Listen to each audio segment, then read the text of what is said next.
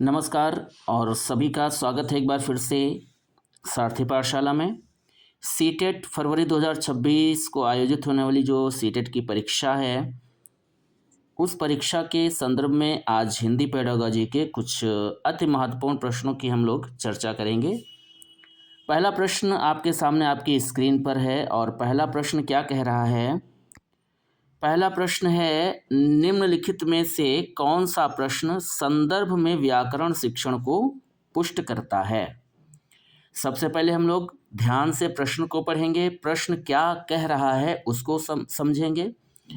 प्रश्न कह रहा है कि कौन सा प्रश्न संदर्भ में व्याकरण शिक्षण, इस पर ध्यान दीजिए। जो आपको 4 विकल्प दिए गए हैं उनमें से कौन सा विकल्प है जो किसकी पुष्टि करता है? संदर्भ में व्याकरण की। अब हम सबसे पहले तो ये जानेंगे कि संदर्भ में व्याकरण क्या होता है।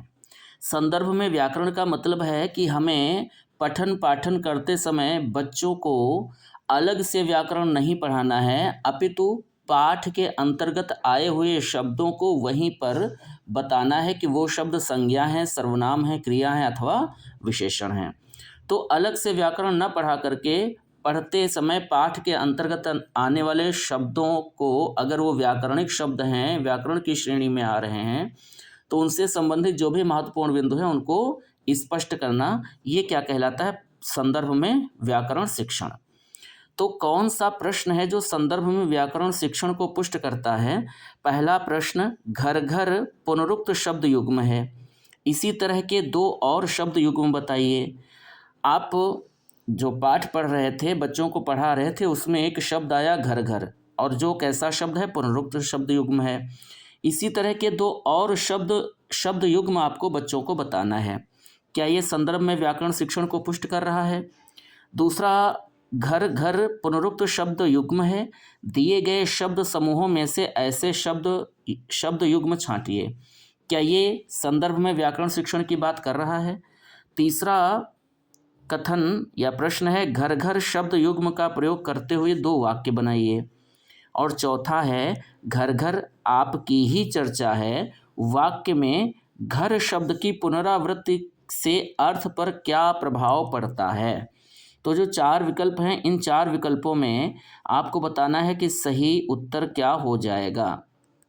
ध्यान दीजिए, जो चौथा विकल्प है, घर घर आपकी ही चर्चा है, इस वाक्य में जो घर शब्द की पुनरावृत्ति हो रही है, इस पुनरावृत्ति से अर्थ पर क्या प्रभाव पड़ता है, ये प्रश्न जो है ये संदर्भ में व्याकरण शिक्षण को पुष्ट करता है। अतः हमारा जो सही उत्तर हो जाएगा वो कौन सा हो जाएगा?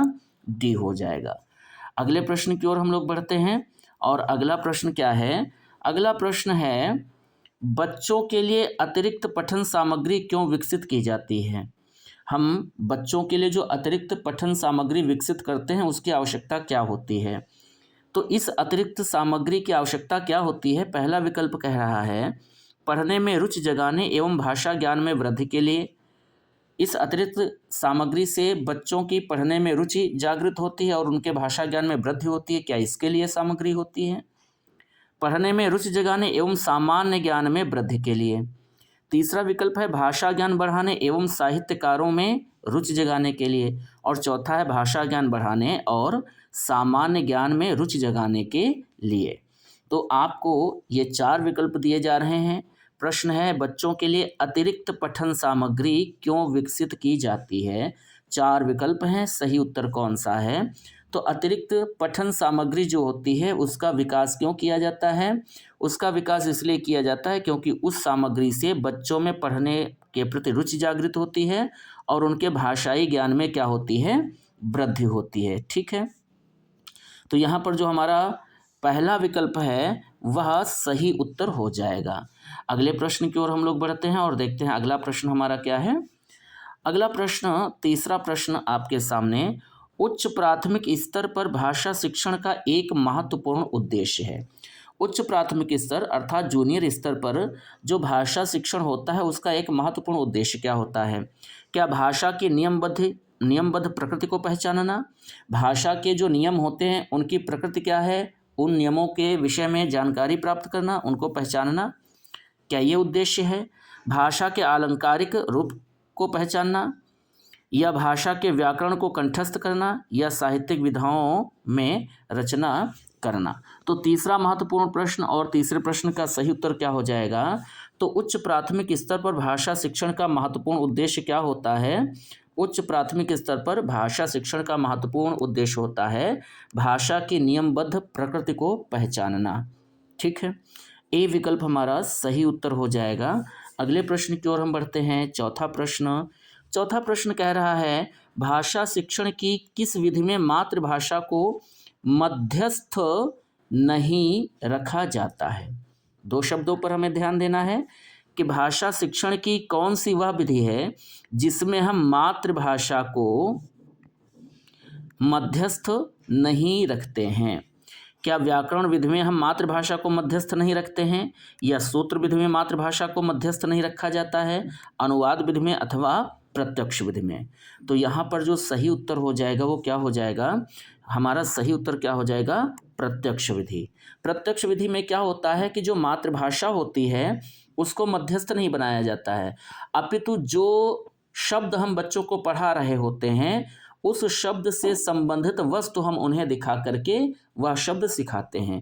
जबकि व्याकरण विधि में हम लोग मातृभाषा का प्रयोग करते हैं।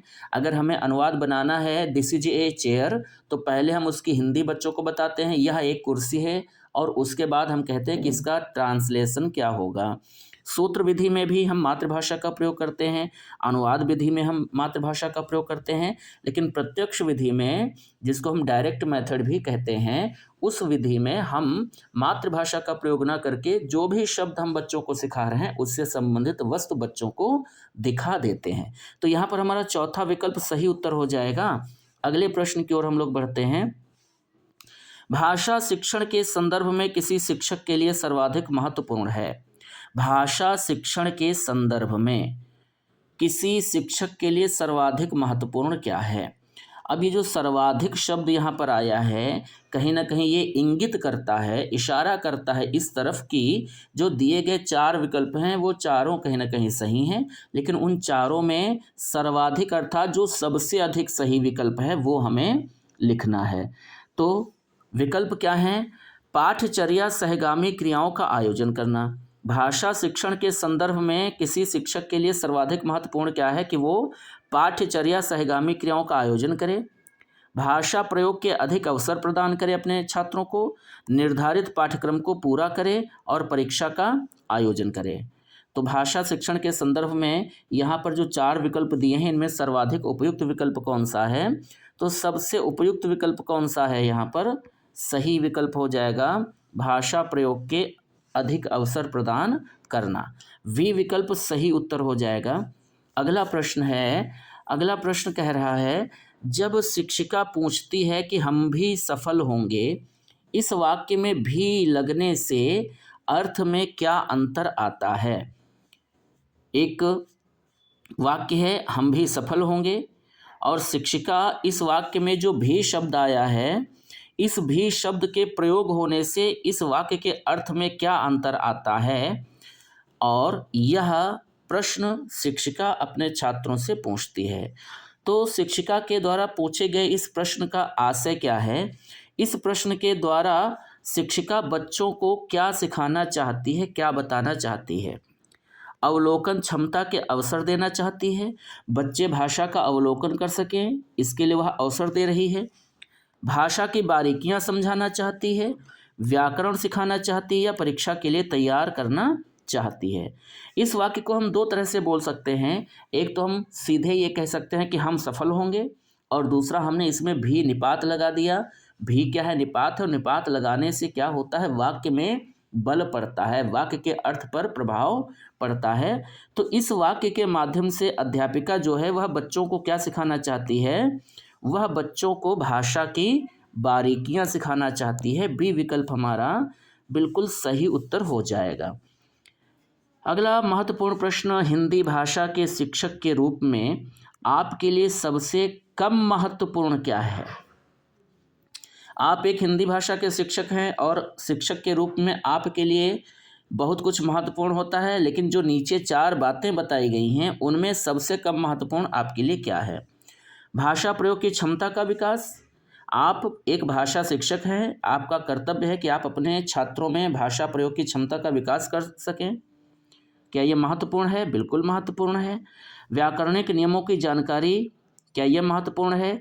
अगर व्याकरण के नियमों की जानकारी नहीं होगी तो बच्चे कहीं ना कहीं अशुद्ध भाषा का प्रयोग करेंगे, ये भी सही है। भाषा कौशलों का ज्ञान, ये भी बिल्कुल सही है। भाषा शिक्षक के रूप में आपके लिए जो सबसे कम महत्वपूर्ण है वो क्या है? संवैधानिक मूल्यों की जानकारी। ये भाषा शिक्षण के अंतर्गत नहीं आएगा। भाषा शिक्षक के लिए अनिवार्य नहीं है, आवश्यक नहीं है। तो अगर जानकारी है तो अच्छी बात है, लेकिन अगर नहीं भी ये आप बताएंगे, जानकारी नहीं भी होगी तब भी यहाँ पर काम चलेगा। तो सबसे कम महत्वपूर्ण क्या है ये पूछा गया था, हमारा सही उत्तर यहाँ पर हो जाएगा डी।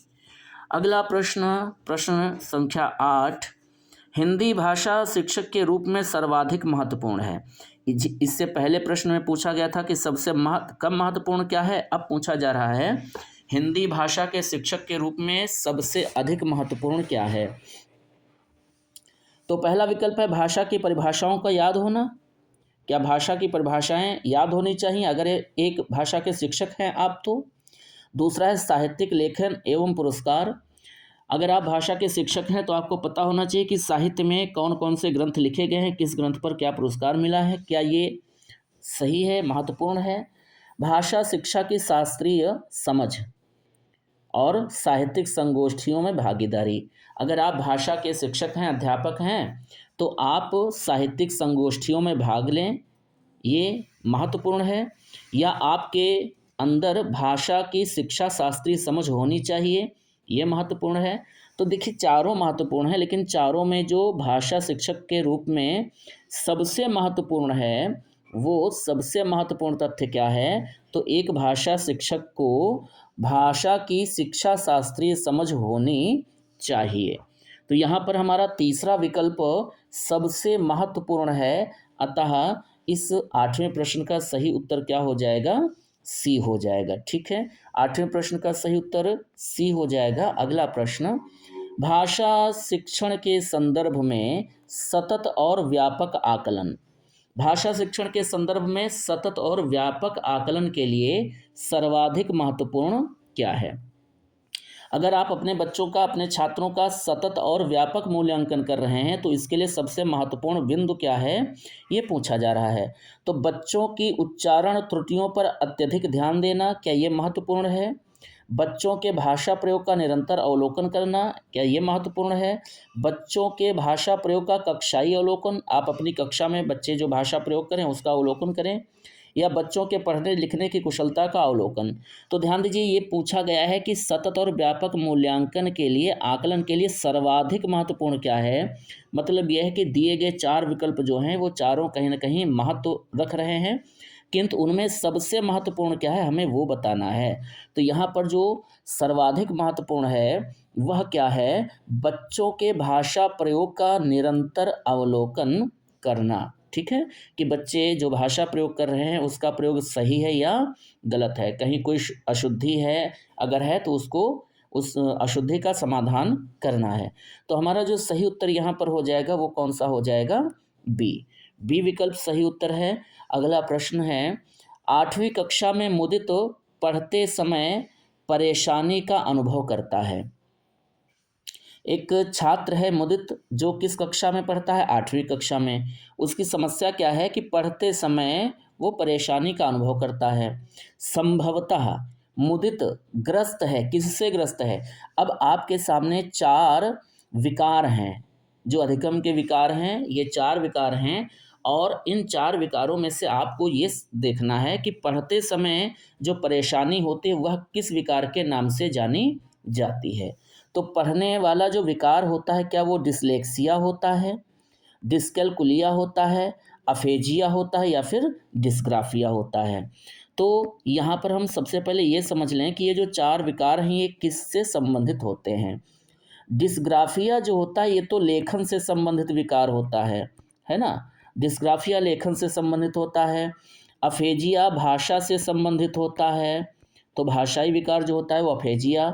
डिस्कैल्कुलिया ये गणना से संबंधित या गणित से संबंधित विकार होता है। और अब एक ही विकार हमारे सामने शेष है, डिसलेक्सिया। और डिसलेक्सिया जो है ये पढ़ते समय होने वाले परेशानी को दर्शाता है।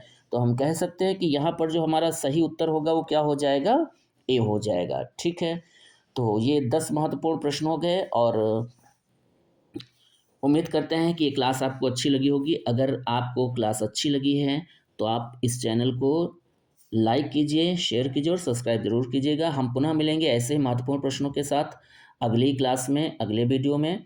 तो तब तक के लिए आप सब पढ़ते रहें, अपना ध्यान रखें। बहुत बहुत धन्यवाद। नमस्कार।